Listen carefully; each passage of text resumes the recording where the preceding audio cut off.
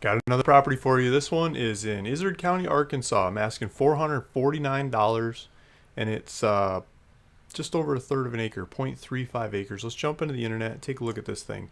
So it's got a power line. There's some houses around it. It's got a street. We'll see if we've got street view and stuff. See if we can drive up to it on the internet and take a look. It's GPS coordinates. Let's open that up. Taxes are like $18 a year.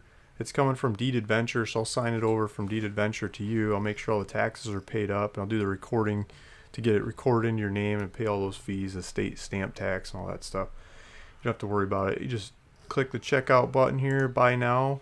Click that. Let's make sure it's working. Yeah, 449 bucks. Put your title information, tax information, contact information. Click, click, click, and it starts asking for a credit card, a debit card, or a your checkbook information to buy it. Let's take a look at the map on this one and see what we can see. So it's a classic rectangle. It's on East Lansing Avenue. I grew up in a little town called Eaton Rapids, just south of East Lansing, Michigan. So I like that name.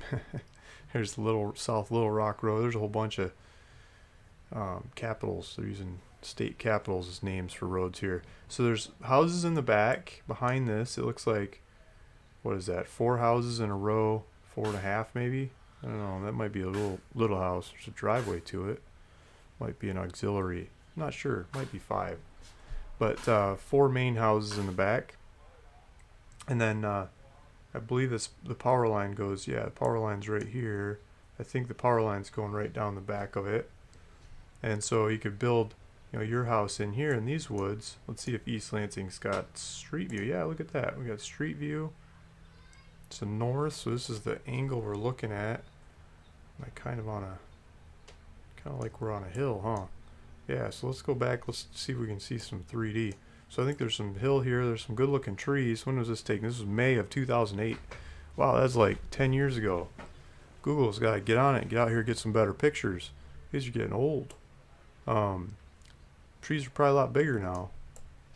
So here's, was there a neighbor on that side? Where'd they go? Guess there is a neighbor on that side. Let's zoom out and take a look at that again. Yeah, okay. So that was the neighbor on that side, but we're looking up here in the woods. I don't think it went all the way up there. I think the lot's more over here. So it's more back in there. So you got some good looking woods to go build a house in. And we gotta look at the topography on this thing. Looking at this road, let's see if we can do some 3D. Where'd it go?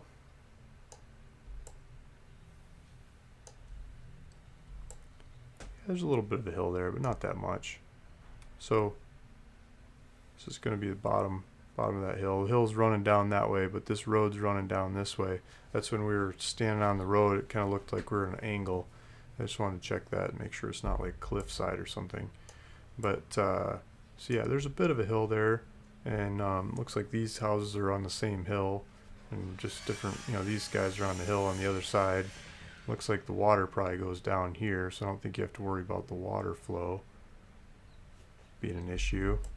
It's not like you're at the bottom of the hill. So power line, property, neighboring houses figured it out, so I'm sure you can do it too. Oh, look at this. Here's the lake. I don't know if you can see the lake from there or not. You might be able to. There's some trees. You have to clip some trees, maybe knock out some trees, do some midnight pruning on the neighbor's property, and you might be able to see the lake. You can at least drive over there, go walk the dog by the lake, ride the bike over there, take the boat out, go fishing, have some good times, create some stories for the future to tell, and yeah, it's a good looking area. So 449 bucks for 0.35 acres. Drive up with the power line in the back, and this one I got the local. A lot of these properties I've been getting the local regulations on there because people ask a lot about the local regulations. So when I get my hands on them, I put them up on the website for for figuring these things out. So this part of this neighborhood is called the Capital or BOA Capital Edition. So this specific part of the neighborhood has these specific specific regulations. These regulations don't carry through to the whole area. They carry through to this part of the area. So don't just take this for the whole area for other properties. You got to make sure it's in the same edition of the subdivision. Horseshoe Bend is the Horseshoe Development Corporation, Horseshoe Bend, whatever is the name of the subdivision, but the addition is this capital addition to Horseshoe Bend Estates is restricted to construction of one single family dwelling unit per lot. So you can't put in like an apartment complex or something, right?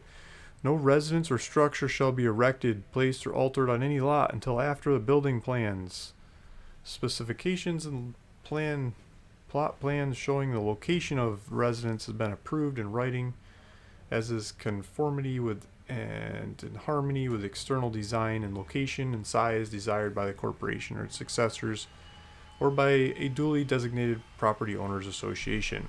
So they're saying they want permission to kibosh your crazy whatever project you want to do. They want you to build a normal looking housey house, cabin, something that fits the area, which is normal for lots of areas to ask that. During the construction, you can have a temporary structure, and you can have it there for 6 months. And failure to remove this structure after a certain amount of time, they will condemn it and tell you to get it out of there, probably fine you and stuff. So 6 months, you could probably get some extensions as you keep building and things. Got to talk to them, see what the process is. They're saying the dwelling must be a permanent structure, so you got to build it. It can't be a mobile home or RV. You got to build something there, and it's got to be composed.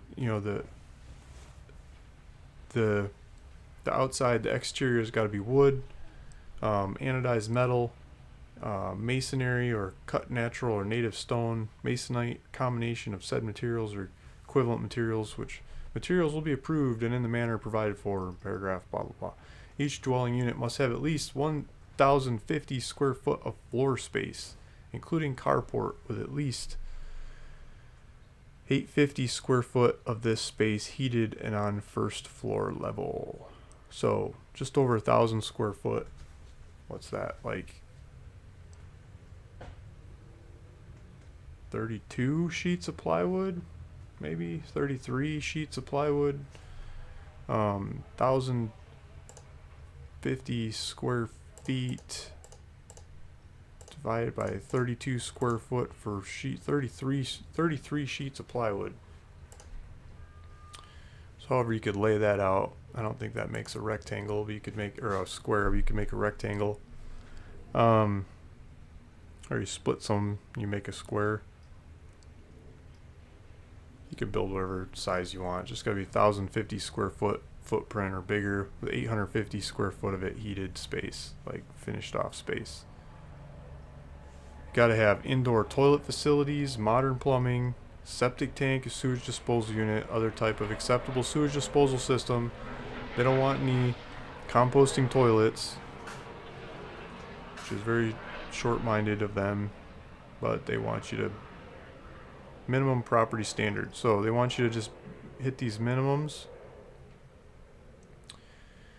You got to be at least 15 feet or 10% of the average width of the lot away from the lot lines. No nearer than 30 foot to the said line of the sideline borders of a public street or road. So you 30 foot back from the road, 10 foot back from the neighbor's properties. No fence shall be constructed between the street easements and the front portion of the construction dwelling above the height of 3 foot. So you can build off the side of your house, big fence and back, but in the front of your house, 3 foot or less. They don't want big fences up there. And then just basic stuff, right? So you can go read through that. It's on the website. Basic house, basic neighborhood, ready to go. 0.35 acres, $449 for the property. So if you're up for that, if you want to build a cabin or build a house, build something with at least 850 square foot of heated space, 1,050 square foot of actual floor space. I think you can start doing second, third floor stuff and divide it up from there too. I'm not exactly sure. Go read the rules and figure it out for what you think is acceptable, and talk to the county, talk to the, actually in this case it's the Horseshoe Bend community, to see what you can do. And if you can pull it off, the property is $449. It's cheap, cheap, cheap, cheap. Those guys' fees are like next to nothing too. It's not like California or lots of places that ream you up the wazoo with fees. I mean, here in San Diego County, if you want to build a house on vacant land, they have a park fee. Like, you got to pay the park. And in my little town, I think it starts at like $8,000. So if you build a house on a vacant piece of property, you got to go deliver a check to the park for like $8,000. Some parts of the county, it's down to like $3,000 in the cheaper parts of the county. But $3,000, you just park fees just to build a new house. This is $449 for the land. It doesn't have any of those fees. It's got a little bit of rules to it, but it doesn't have, I mean, it just really easy, cheap land. So that's why I'm showing you this one. And thanks for listening. Thanks for watching. If you want to run with it, I'll put the link down below. Talk to you later. Bye.